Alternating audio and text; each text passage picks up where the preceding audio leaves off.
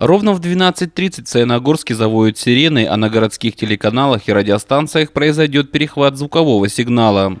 Специалист МЧС сообщит, что проходит проверка и попросит жителей соблюдать спокойствие. Это уже вторая проверка системы оповещения населения в этом году. Следующая пройдет 29 октября.